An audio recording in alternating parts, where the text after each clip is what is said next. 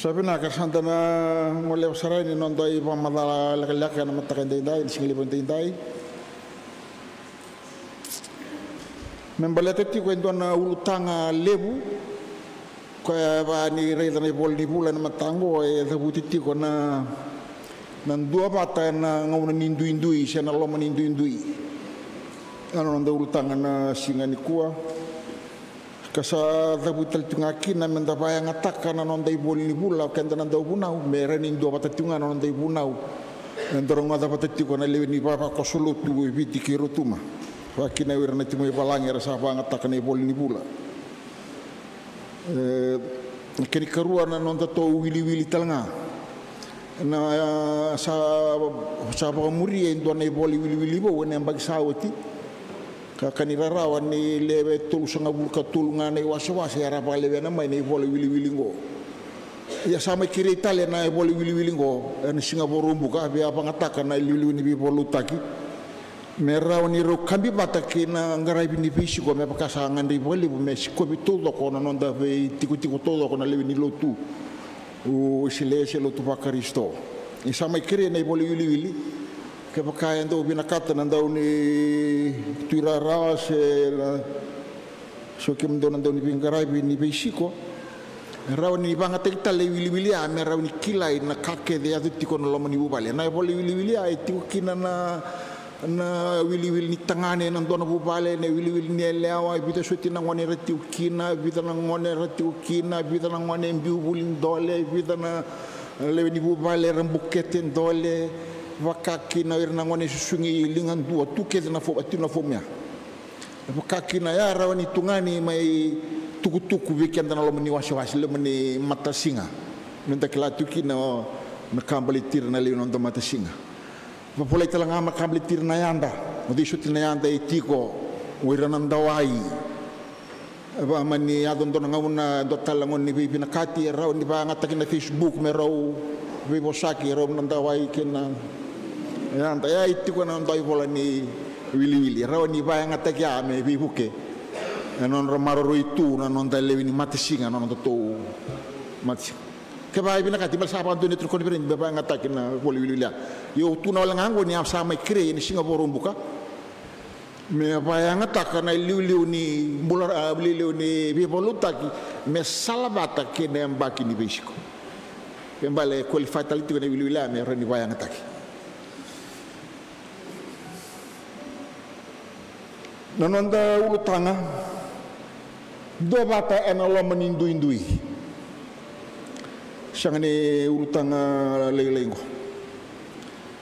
ya totori kelatia manda kelatia rapambauta na dauni bola-bola na sekolas ngona matai ni bola kabola yani bola tambu bo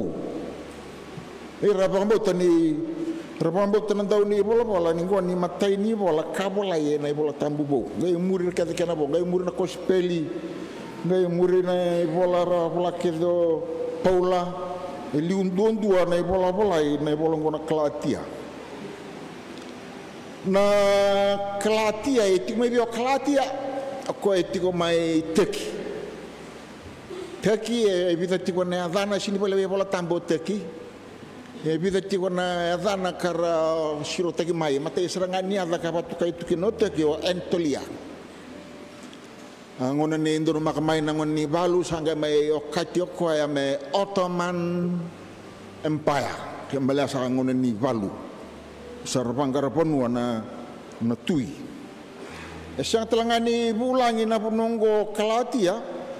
batin salah kobi tomanda na matai ni nona kaulo tua Paula na bono baka Asia lai ka kina na ngonengo Timothy ka bola kina pula na Timothy na ngone telanga mai Kelatia baka telanga kina Paula sudunga mai na bono baka Kelatia na dani bono sudu kina Tasis ya na bono ngapa teki kembali rongo lep sartiko na punongo iya kaya kaya bola itu mata mai kia na bola ani sana kila ani sana kuikia sana tamata bukan bauta kuasar na kia na bukan jauh tegen nelut na Asia mana na Kalatia ko may naposong ko na gol na dua na Matei Valu ka voluta mai na bonongo ne katolu 3 BC ka ngai bukida na da ni bonongo me the land of the Gauls na Gauls ka sa me da ni kinao Kalatia sanga mai voluta tale o Roma na vital na ngone muri ka okata me sa ni Roma na bonongo na karoso kalima ni BC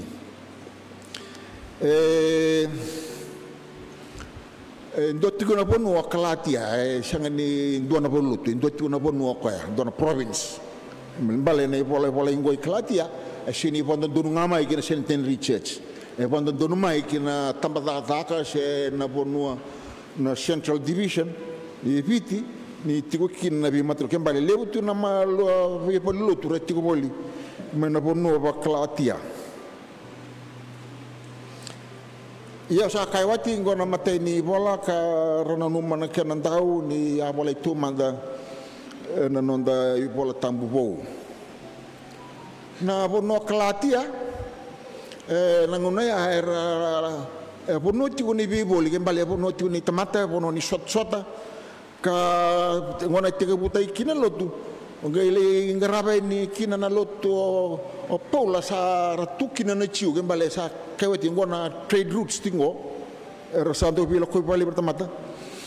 karena sina itu me Kalatia ira na ciu kai ira na kai matin tutani yana kena tu ya butai na lotu ira sanga me ciu kina ira na ruana ka tamata limungo ira na kai matin tutani ba kina ira na ciu gai dona karang gai re tomana ciu keba kao bina kata na mo pambulai ia mo muria na lawa dona lawa ngona ideology oi na lawa oya me tamata kede ravina kati me rafisao me rababo Kristo me radilibi todo ko ya na lawa me o lisu batalla bakasama ni be dilibi na dili na bonongo la Kalatia na province go tiku kina na dua talangan ada ni bonu na no harana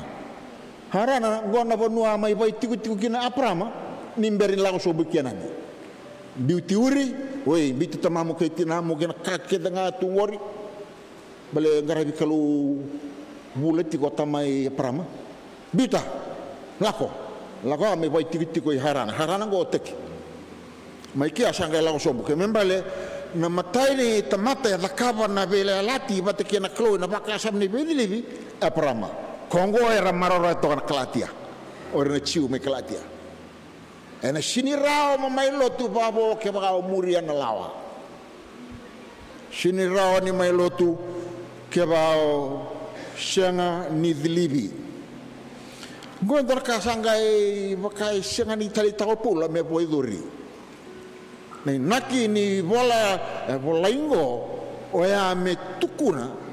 ni lolama ni kalau salah ni nana be bombelai be rakyat dengan tempat na be bombelai erawatin duanga ena lolama soilwale ni kalau kembali ka ko me kuni bak sangrai kembali bola bayalo kuni bak sangrai na bibang bulai kuni baksangrai nirasai suli kedengan kalau nilutu nga binaka enangai suli nga okoya na kenangauna ka kuni duangan singa na mulandi tumbu mekitiko sa bombulai sini sala anda bombulai nga na loma suli wale nikalo me kai tiko na efeso Paula bira kai efeso na wase rua walu kei na diwa samani lo mai pula mesa bola lesu bola mandabiri Kalatia me tukuna ni sandona bi bodala indona diola cil fala salango na diola ci oya mo rawatan nembula enak kuku ni lawa ni sare ni redaya na be sona bi matelutu era ni da buli da bina kana kabel tira so era pa bimbi takati ko nalawa me salin no mo pambulai tara mai kina na singi bode de ngo kina singa tambu na lawa ya sala kedea era pa bote so ni sal ni bi pambulai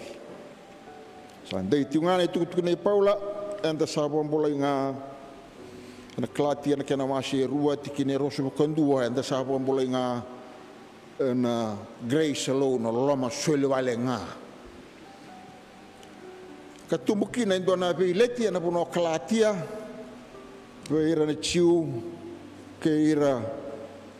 na kai matin tutania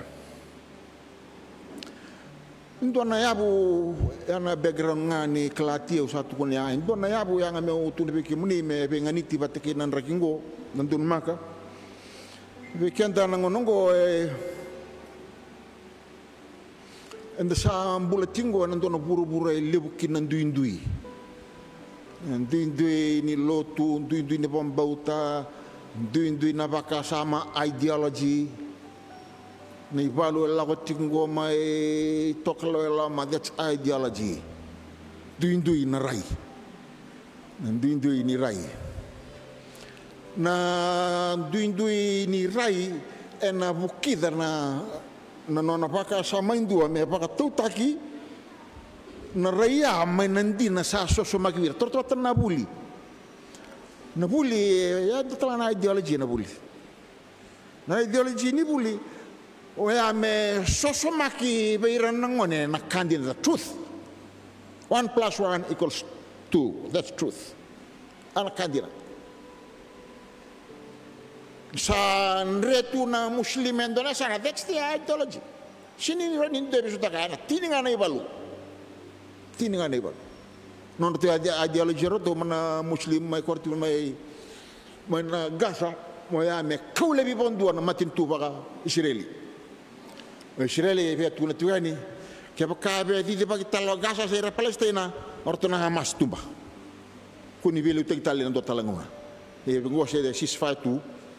si fatal tunga kira non to poiro di baka sam ideology o na kiana ndau anda bula tunga ndo buru-buru kal lebu kinan duindui lebu sarana duindui kapato takinan duindui mai nakawata mata race tebutan na race ni sakela idi jere sei taukai kembali na semani non ideology kina kuwi tarabi adomai ana iparo di baka sam dange vakiliani ange do vakiletico na nona tutu batamata indua na puno etiukina nona nationality ana indui wakakina na bula baka politiki social class se na lo tumendanga na indui na matalu tubakris ndalo tubakristo kenango na kena tuita ga kwala wala tukina batanya sotala bonwa ada tia ni indui tu na rai indui tu na ka waka samataki eleu talangana ngauna rawan inda pa madal ta ikeda mena nonda indui kaya likina na rai ene tutu vata mata itu kino koya poindi binaka enda pa madal ta ikeda batani nda indui nga ya yali ene raya ni kira wa tamata patanga kai kwa baka kai tungo pula non lesion dona lesion ni kuku abita dona ipola kuku abita tungo pula bere kai klatia di sarete ti onan dindu ya dati baka ti come sulle mayo paula godona ya bungani talanoa sulle mayo paula duana bi babui dona revolutionary message balik Kristo o ya kwekede bambauti koya ena shanga ni tiko ena ndindui na ilati kede na ilati the barriers na ilati kede enda ulati ena tamata me bakana nona tutu ena puno tiko na social status utunya un robua kaya sa siniranda bunta ni kuwa nyo na wabo kina jitu roto kina irna squatters ilalang welanga ratukin na balik tambarua tunutunan duinduya era butuniau ia tobango oira tiko lenga tiko kandaga metangida tiko ni kuana lenga babu tiko belatongo ni tiko nan duinduya ora tongo ora tuna babu lenga balik apa survival tactics artuna banggaran pula tiko artuna tiko mo artuna takabana kena salah boleh tagina kanggo boleh tagina tamata boleh tagina ango balatini apa ni rato banggaran pula tiko same time ortongo orto to ita kerto klasin 2 tiko ortong buto ko di seda orto kai tiko mai siya masale mo na issue wala ko tiko mai pero na indigenous pero na ito kay nabuna ni struggle tiko Kongo normal life to rongo isini mechra ora zabrneado ena tumbu zage tiko nga nelenga balit kenda kwen mbale no the identity sana shangani kune ke bakai tiko nga nandui nanda de dira kan balit kenda nanda ID sana tunga balit kenda to sana la ko pamanda nanda leswen ya kai tiko enda sa lube nikolo ena buku ni bambauta enda sa lube nikolo ena buku ni bambauta we are all children of God through faith enda sa lube nikolo ena buku ngani bambauta ena bambauti Yesus Kristo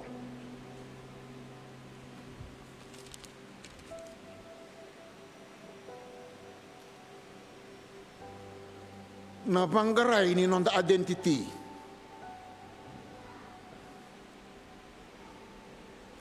na weekend na lewin papa kosulutu into na kasama tatango kaya baka wada apply takit ko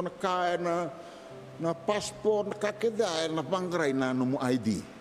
na numu nationality o sudu may be o tangane lewa ito na kaya pasang reba ko kongo non ID na tiko na matintu politiki bakaya banggarai na kao tokena pa na banggarai sini bulang itu ni tal no ka tibe kemuni ke ba tokeni ngelele butiko sini no mungori ke ba ka kuni no muna lisingo no mungana puno tokeni del bale tiko ira bidanga na fitira no nakede suotali ya nakena ya na no dei tutu anta kai ni dei to kai da lewe ni bonwa senga no mo identity e sintu kin na bakase ma mlatna identity ngo e klati ko mai oira erndo umbulia na lawa na no mu kalsa ne betu kuna talanga no mo identity ya no mo tutu bo bonwa se no mo butunya o se no mo rebo kakeda era tukun kenda nung butu niau siya na nung rabun-rabua. Usa kaiwa ti lele buer na biya pa madala takira may nanon rendui-indui. Sature hai? Mo baklas takara no mutiko manakai tubiko. No mo butu niau sa reiso mkinera anak kelas. No mo tokeni ka sa reiso bera kongor to squatters. Anak kelas. Sangani bulangi enangon tutatos kinang. Ukaki na indona songo lebu. Wirangana lebu enanduangana special. Irakian bo dogay panggarana bu nondu tukina. Kabo. Iya sa dapat ko indona stage ko mesabang gai siapa matataki. Baka matatasara na nondon duindui na lewini bonua siya na lewini luto. Paula sa kayawati kadang gua enda sakadibi menda lubi ni kalau ena bugni bambauta ya sating gua nan duindui na baka mata kada ito kay raswatale duindui na agenda lewa tangan nur kabo ita kabo Trump na bitan isang sawit Amerika ruangan agenda kana polisi sa sintakit ruangan agenda Amerika lewa nga tangane kento tahu Be taltina agenda ti lo mongo Quando tu ke bakale lau sarati ko na matanda kina bawa ti tangane lewa ia sana teguani ana kana sana mixe ni kina baka sama ni janda ya kuni rara wasala ko ti nonda ibola na le lutu wesile kina matin tu ni sanggata na lutu wesile na bawa ti tangane lewa sa do ba Amerika sa mbaka na janda sa da buti mengo dan ngai pasukai talmbaka na baka sama mesa kota le bawa ti tangane sa nabi naksara ia na ponu santaya itu betu kuno polongo na kondisi moral kina nyolubi ni kalau kondisi na bala me mo bayadora moral kina nyolubi ni kalau nindo sa lubi ni kalau ke kamdo kedenga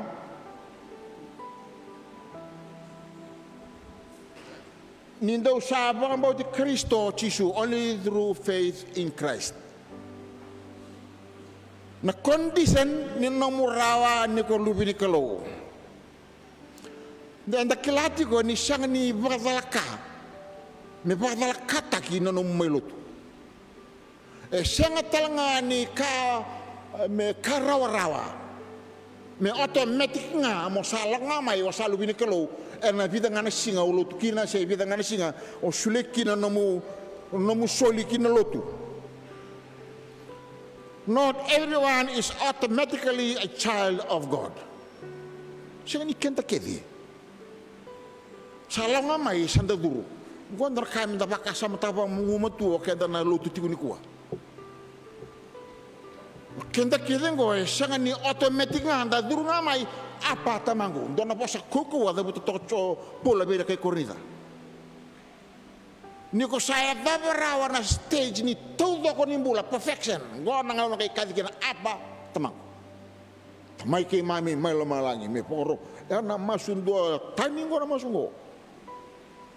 merto tumbali tigo turanga babuli dikitu manda me kitu masu gue tegu wedras tako ko na ko tamai ke mami o dia kadina posa orang Arab tukai mersalu bini kalau. Orang Arab tukai mersalu bini kalau. Not everyone is automatically a child of God. Orang benar nasir, kena tahu kena doni meke. Jangan ninda durmai na baka sama mendalu bini kalau. Condition go faith in Christ. Nanungu pang bauti Kristo me rawakina niokati meu lube nikelo. Anda lube yang nikelo ena bung ni pambota not by race Itauke Indians no not by birth sini kan raw sud kabata nanu pambulai no sena daga binako dakaba yo good works no sini bakatau tagi kia me baka itu ko choin me kana mase dua tikini tini karua me bakatau tagi kina no mulu bini kelo no mu o da lubini taltala se ngoni ke se be o race yo by birth se no mu daga binaka sara no mu nguma tua na soli skini kini baliano lubini kelo batau na buni bombota kapangora kini pamadala. Faith, trusting in Jesus' sacrifice. Nomu barabita, nomu bamadala. Ni say Jesu Kristo na dambo nomu soro. Sacrifice ke membal na mati ana dambo di soro. Nomu dambo di soro. Ni kala na ni dambo di soro Jerusalem pa lo tulebu sangay baka wasa tu na polutia. Tigo na hole folis, tigo na no may solikina na manu sa tabutu, ngay tigo na matay ni pots. Na bono do sulmikina manu, sulme bete hole folis sara. Mo kumay tibo na manu. Kimal balinin do may bata mo sa roya to nga may matinikatu bahal. Lomongo ya no tigo mo bete. No na tigo mo bete na lomongo. Angay do na ngau na sangay la kombete sa to ko to kento non to manrali sa mo kumai sa may Sangkai taramon bete indua na uro ni man manu sele ni man manu. Men ron romai be bete na nontai pala sa tau toko. Kani on bete duru sangkai lako mon bete be supaya panen tono wa. Lako magila man dia lako ngai lang kati on bete tu salatiko. Kebaya na tu salatiko ni duru ngani lo mati. Men bali wa men retile sumekina. Ana itamba buri soro Jerusalem yang nguna. Iya kepakala ko ni lako ngalala.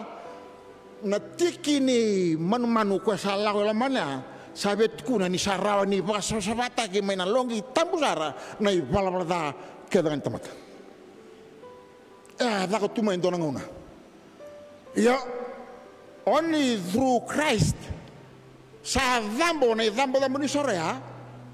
Lako dakena kiana kumbo mai dakena ba. Samboy binakana kumbaw kay mamale sarongodi no namundaw batu sa lingwami no namundaw lotu sambok kodi no namundaw dakala kuya na bono nendabo kina kona condition mo lubi nikolo through faith ena nona mate kay na nona tuda ketale may na mate kuya sa kau tabua na nonra vakala na tomata kedenga na ndo na kene barita nga na baka sa mani adoption no mu susunga en dua a child is not born into a new family naturally but is accepted and given full rights as a son and daughter. Through faith, we are adopted in God's family. Tuna ka rong binaka. Na ibanga ni bula ni madango. Ibanga ni madango na baka sama ni nanda susungiti ko na lomin lotu. Kendango bakawati sa kayawati sa kanin nila may automatic nga sa lubi ni kalo. Siya nga inda na dingo miraw manda. Nadingomi sulbi kanda na full rights. Ninda sa lube nikalo iya sa sulbi wala nga ya mana kondisyon sa kaitiko only through faith. Kronikal. Na bibakalo nga taki ini baka sa monggo ninda lubi nikalo na full rights as God's children. Don na bibakalo nga taki libya. Kami nalawin lo tuwa sila. En dua na kalau ngata lebu ni sol mebi ko nandan donu ni ko sada ba salu bin kelo ke ba sem bara sanga don sala morata gid mo kaditi nga apa tamango iyo pai bei dar ka binata pai bei yang sa stadion nan rendre kunilanga ai baku ko ni pangabauta nan rendre osotka tora na blessing etiko nangonongo na lo masarangani lotu wea ni rawa ni soli nandon donu mo lubi ni kalau ena ngau nanga wakasanggarakin na lomay Kristo ena buni pambauta. Okay, kiapa kasama ni soli ko mo lubi ni kalau daray da napakasama ni identity o katok may dake. Niko sa lubi ni kalau ni kuwa ya endua na new identity esoli. Kanda na identity tingo boleh be kai be boleh kede tuya, nangono matikina identity ada ba. Embako. Hala ba sama te ko ya ba uti tangi wale tu. Kamati. Sinlot melot pinasar sambako. Kato be tangi sambako tu ko. Iya. Niko sa lubi ni kalau sa ba. O sabola ini kuwa kay na singa ni mataka. Zambe tagani iyo nela mutungo sabola iyo titu. Vangarano no mo identity na bakasanga. Kuno lo tualito. Vangarano mo identity. Dotale. Nanu muitabi. Niko sa lubi ni kalo you have the responsibility living as God's children. Tiko na Efeso na kena masih 5 dua kina rua. Ya, kaya santa lupi ni kalau, maka satu kuri tinggoro pola, ngone pamatali pola beri mekelati ya. Anda sa lupi ni kalau nga, anda bugni pangabot Yesus Kristo. Kembali sakau ti mai liu na condition sakai taliana na bipa kalau nga taki mandangai, soli mai na loma ni ubali. O ya ni sa soli biko nondondo no lupi ni kalau ya na bipa kalau nga taki. Na bipa kalau nga taki. Dua talengo satu nebe kemni na kambaleta. Na soli mai ni tabi ni ko sa nang bulat takanggo na ni ko sa lubi ni kalau kaya kada sa lubi ni kalau dona kame matata baka singele butu baka singele bue oya me baka takilai na itobo reflect the character of God kaya me baka takilai raray na ngone rito tamanda rito Redi Kristo ni tu da gitu lom bali. Reina ngone redi tamanda redi Cisu ni tu da gitu. Buru-buru ni bisau ni kuah. Domestic violence, child abuse na daw sa dia sa reina ngone redi tamana ketina na sa redi dei. Cari dia li. Pasinin do na kabina ka sa sin do ni buri-buri kau-kawa. So tapa na ngone bali. Sa raw tameli bu na ngone si bebe. Sono non totally salang go rangoni. Ratok may ana juvenile, ratok may ay manesino. Ratok ang go na ulubatu. Uirin to na luvenda. Ia to lo to na kena koko don do era. Sa sinilo rawan koko no lotia. Na rere ke Kristo. Aro ta me landi tumba ngone. Ni sa sinire rawa indora bo ngolom. Tato kana apa sini bikin tabak ya ada buton matangko. Suana kisilele bu sara tunggu sa ndende sara drag sa tumbo sara santali ngalu ba katali. Santali ngalu ba katali. Nio tibale na drag sin total na kakuku ya to may lomongo na sex chem siya to. Chem sex. Saba ta kina drugs. Mesala ni nonra sota bata na ngoni bulia mai nambagi tinika tolu tingka ba ko ya on seranga mai namoni ambag saut kena kukawa sawat ye tola singa bana singa ri bangko na matikali daksara turu nambag saut nirsa ba yang ngatakan ngoni ena tola singa bana singa sang sarangani do talak abe unconscious seranga sarang yang gitu orang yang gitu gua metulis singa siapa na singa nokotukin ngerabi leda gitu sawat tibi na singa sangke kinta pun indo na kada kabira di saya lawin mati do na kaya atau menemuni yang bagsawat iya ira kita ngone takatila kanggo ara ngone mebi melo malang ya na itabi me ungaraba endo na lubi ni kalau we tiko ngo me bakatakila na tobu ni kalau na buno yang bulakina to ndo patati ko na ngon nindu ila watingo ko ni to sa ndambe ngabat mata pambutan damaso sa ngai na itabi tingori mengrabi na itabi ke makabi na kata mo lubi ni kalau ye me china yo putu na nonololoma me tubiko kuni reyani o rei sarana ngoni ni sinre rawa ndo na kai tu lom gori na sabsaba melo rai kembali na nomu advice ay father advice shapes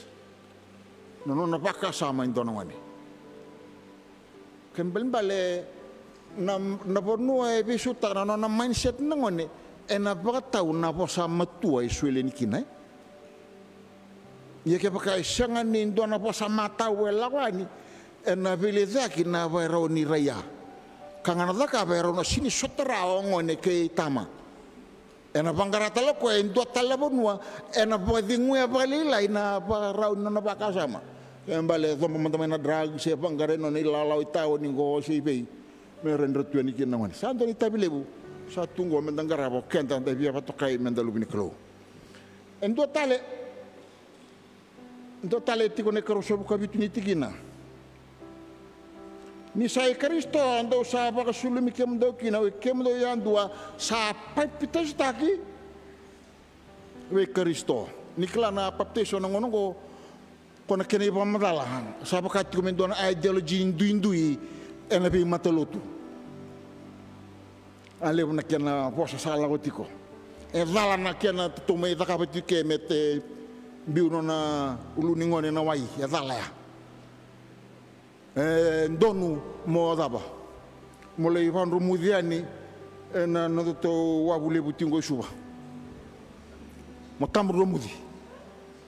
zala ndonu ya na bi mbasalango vi ambaknga velelati petesho klana petesho na velelati ya ngona kaudaba kaundaba watandri tak tumiki ndono ngone mesame ngarabige sa tebutu na kena imbe abro ulibu na kena soli kama itare itu nuluna kembali balik ni itare itu nuluna represent takat tiko na dawa ni public declaration tiko na baptiso tiko non rutaro non lerua tumbu tiko talang anatar ni public lelem gua kemi saya latakan gua kemi saya latakan kembali na baptiso batak lain to na bibabui enalo menikatu pambotan lo tu bakare lo tu silengo kembali balik ni terana ulun nangono goron dindu kita tambro mudi dindu siapa tu batanga me terangan ada ba na ulumu wana wai tambro mudi siapa terenga ro kelas batanga me atong ai kenoi kongo ngai rondo sombu kaya mo silipon do ini kina unduri mai sa rasaranya Allah kata ki lo malang imbul-imbul yana kenango tiko bata kona declaration na medaba keto na bakatakilan itu itobo keto na bakatakilan itu lotu merani bukai kino koya me kile Kristo yana declaration biu hemal draka kuko kunini bakau le na bo buli katungori weekend lotu esle titombu ya tiga busur ngamen nongon ne bakau watan rete kemai kelage bakau mani sini hotel takane bunongo mbesina lotu kuni langa taka kebabe lotu sekua kuni langa taka enan dua ngana si ngana tapa ono lotu ko ngame kini baptiso sini bakele ikutu me ko talmeke ni odaba no sangolani o sangalangani bakele ko kaya mabal na kini teke bu non to sumendo tamata me daba kini daba non queda un bosa kuni olanga taka lutu sianga duanga na singo no lutu ora de sira ba kawle ni keda duanga na singo no lutu bala lai se lutu bala lebu duanga na singo iya na kain da peptista kina da peptista ki merawani kilai nanunggu identity ani tabile pun duduk dalam kabar itu mutum ya andone kunni no iba wale litiko nano dei tabia mento susunga nangongo meni Kristo that's the identity ana kaya na kilita ni kinongoni lebih oi no kanti ngore kun tamana kun tinana dara gore lebih dei gore eli saranga osat dusia mengore bal nangonya na batakile dei tamana kaitinana. So baptism represents a transformation. And donabi babui niko sa sangani mbula pakatekiko au sa mbula na buki Kristo. That's your identity. Kebasan re na matintu na mo nationality na dabo soti kedang gorana boko. Matengani kuwa mboko tau ke nili silebu se turanga dia dabo onam boko iya ke ba sa bola iraw ni kuwa na da mo ni tu mai daki an no identity ando ne bola itu doko right rawa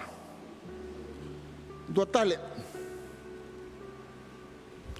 na baptiso ngo endo ni balbala ni babot. Baptism is an act of faith. Kembali pula na pambuta connect bata kena baptiso enda rawanga ni da lubini kalau ni peisau transform balna vambota na baptiso ang dua ni bala nga ni vambota balene ngai la kana baptiso ndo ngona memori kim ni tumutumuro na magatiko ni daga sini daga ni baka durungwan nga kinluto ay daga ni vambota kono vambota ko tami kina ngona ngori vambota mo sunki ngona ngo mera ni dono na identity sebebe do tale kini katolika ya varita ka me baka ko polongo na kena woroki na ilati breaking barriers and the sarongo da on the lesson ni satu kunitiko ni videtiko na wase ni tamata tolutiko na societal division e tiko ngo mikalatia duongo na ethnicity na kautamata kay na lotu versus religion siya na chiu kay na kay matintutani o katikina wera kay krisi Dona kan da sabang bimbita karena ngunongo kona national pride satura kona Fiji Day sindu ya dulu Fiji Day kim dono makamai kim endo ya ando ngana jus na ngoni buli kona lukbo saya dapat asi liu o tinga ke mai o tilas ini ko sa tuna kena kuila tuna kena slubatonga sa kan bisnis ta mai so our national pride ya ka sa kan bimbita sarati di pakai tinang gitu orang nador bawa ulam rara sarakota tiko ngori na pride ni biti ngori satur sa da pakambi ya na pakasama ya nangunungo da pakambi na sana and sa pakambi biti nangungo na nonda kuna tiko ni taitau kay nationalism sanda pakambi lebo nabi sakit santarida sa tiko kina bakasama ko sa kayawati evita tiko na ilawa po sa kinopola beba bimbita kinopola na kena rawa ni lako durumi na ilati katiko bolingo racism kerewa lako bat ke netani rika i dabo wana belak tale ni Queensland lamon donu tu ke Australia ore ando ore ndasara ni reta indo na rokapango mendo la kutu mali tisara lo mani bonwa dono go wan ramataile usir so maira undala sarakatum artu go redi umba kairana na bahude arga reza ni indu na kena roka patike na kena kautunia angai bola isa tuki mate ni bola rono bisa dakai non rutang angai tiko sa bebe abile gitu nasinya Klan takai ngo kaya pagka sinusumbo ka pinanataro o nakotamayin to ng takai eviti ara sini rey araba karena roko ko tutunya me do nutu yan ngona that's racism na racism sa tingango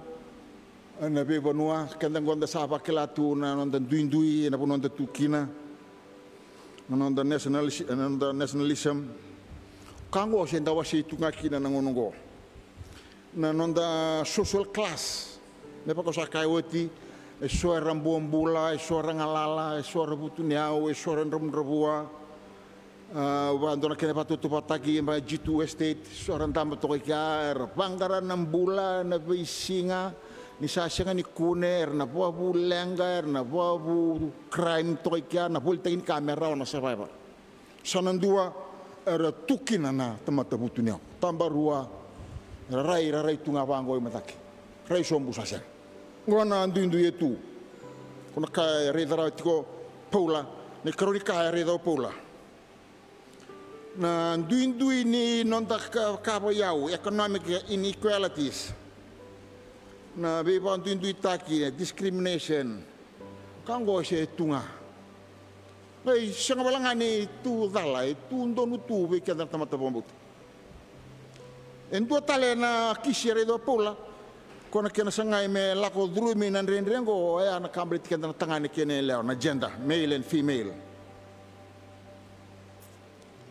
kenda to na nonda to buru ramai va tauke kenda to na tangani nda tunga lomai lomo di bale orto na maramongo aira tunga boli kuro we kenda nda stop mai nan bulaya na ubuta tonga na buini ngonongo na kuroya mana matai lai na singan lebu ke pakai tui bale ota me da bone kapi tunga na ndu ya na ndona ngauna e bina ngor sanda to somai suba sa tina umbuka sa sang sarana bi pandu ya tunga so na ka nda vidale tiukina yana ya ka re do pula sana sang na tangane sene lewa en baka sama ni sa lubi ni karo na kabe pa bimbita ko anda sama itawa sini ko na buku non dei tobo kalsa kalsa en dua na matanggali varau ni baka sama me lewa nai bala ni nonam bula indua kembali bale ingo indo na kalsa sebebe go indo kalsa go sa do bos kina ba sivia na tutuni bonongo bongo dua na kai lai e koti buru-buru bondo tumai buru-buru go mai mawi matau zakira ka ke de bondo sini buni ta bondo ko ya ke makao biasa raban dona ya lalo binaka iko na sini akses ta kasana daba ko sana lande ngamai santa kay ibu nga namatan tadi selalu wali tuo ko ya na telepon ko sala de ngamai yar ka sa sini ibu tegra sana la ngamai da sakal sabo nongo ni ko sa tara sana sini dona we kamu sebebe sana tonga buru-buru matamu na singa todo ko siang la ko mai tumba sa tunga me aveva nanguna ndaki kilaki ni ko tu levena tu dona chat group ni prostitution buru-buru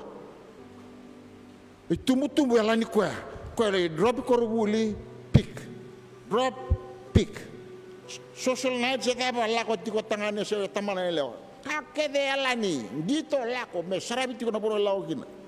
aronga sini ala na bo ano telebo no duru tiko na rumu ngana ngaru mo dikina rongo no rumu ko tiko na rumu la mo na motoka pick kau sarab ko ke kinda bangana no la ko tiko ko no silebu ko tiko seni wa bu maybe may singotok sanggiri nga mo ko tu balagi ko tu kamay kroma yala kan ki bali sinala ni wang yo ana kalsa bo sibe elana de go vele tu ngakir sa daba sambukete ndole na luwe mo mebe dei ngani na nga balti ni rosara babat tu ngana kangur wa be na talon ni ngone bagi tolu bagi lima ro tidalangaru re ro kokomelen tingaru iba wel tina kokomelen lala ko lan tu moindo na kabaya ro sarap ro boto tasara au tiro na mada wa sange kinta bini tapa sama bo ko no ngone bagi tulu tadina sange kileki ni rongo ro sarap tu ndoni yala ana kalsa ni kuwa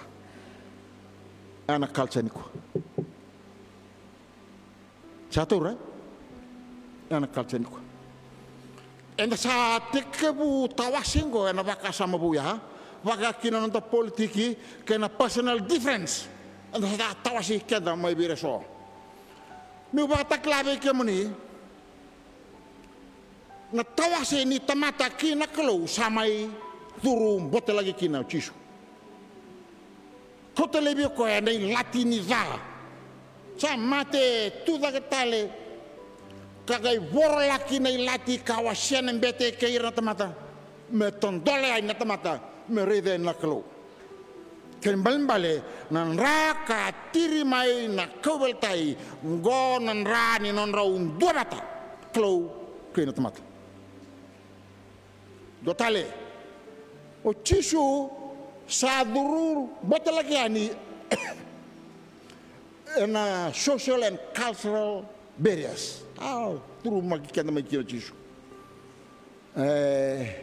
tonton le samaria roba daba ni sulebi ko na waingo ni ko kaibe iko na chiu ya na kai samaria i chiu ngai lusara ko na beria ko na kalsa roba daba ni sulebi ko na tamamu ketina mo rondo bakati bor musule baga ko na waingo satu rau tu ni latia e chisu ge ya do me sala ni nona bi volutaki nanduindu ya sota kaya dotale enda sa kadibi ni kuwa menda sa tosyani sana ba tutol tak mana namu bale mana namu kalsa mana namu pambauti mana politiki mana dasara enda sa tiki ni nona bu bale naklo ena buku i Kristo en sa connect kina bat kina naklo kene te kami partak bi kemni ni bo sa tadi sa o sa ba tutol tak so tikina ana mbakingo anda sarango ni sa ruotale na nduru sa duru mai ana tol nduru sa tikoti na evangelism na education bimbini buli ke na bimbini economic sustainability ro aro sa tulia sa lagu mai na bitan baksawati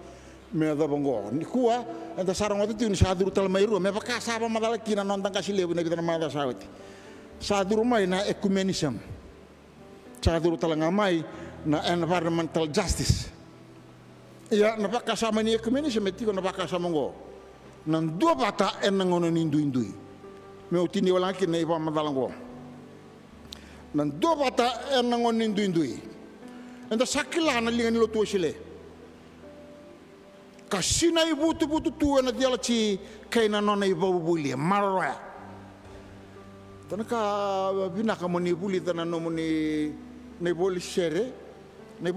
tiko kina non dava non dai babu buli non da doctrine nei boli sere e tiko saranga mai na matani sere me dava na kene oti ya nei babu buli doctrine la ko tu kena tito morao no sere kami pa tito mutaki no theology non tuno tu sele na ecumenism ya na kena bayanga taki na nonto tu ibo buli kena nonto tu theology me rawa kina ninda tu duani kina baka sama ni dua bata ena loma ni indui katungon ali be mata lutu ko buni di kenda bata ko la bet kenda tu ko sintalite kento alle buna kena be mata ngali iya na issue itu bogo shangan indusia mai ngoe non tungan ada non tungan lo tu sile ngo non tungan lo tu asen issue tu gore yang balik TV ti sarang amble trebi balik tu kemen balik ke pakai ti kungan ndui na sini wali rena apa na issue drug sasibia sabanga medaka ngawaka sama ni ecumenism dua batanan ndui na me lako mai no modelo chi lako mai no mu ibuli me rawa niko welia kena nan ndui sa tungo takunengo na World Methodist Council kapa der na baksawati sabaka kina na Pacific Council of Churches buni bola tu kia indo biken tonal ni lotu sile wakana Fiji Council of Churches keda era tigitu ni programu kau katikina mendat dua bata enangon indui ya evitar kaya na pia pa bimbita kan ecumenism go kan itati ko nintana maro itu na parawe o ya nandan dua bata nandan garaba na be talanoa merawa ni waliki na nalenga o ana numa ni dona bosse standing committee ni zakadali eu sou a presidente aqui nem dona Ibola, não Ibola na Câmara de Drugs, aqui na Roxema bate aqui na Ibola ni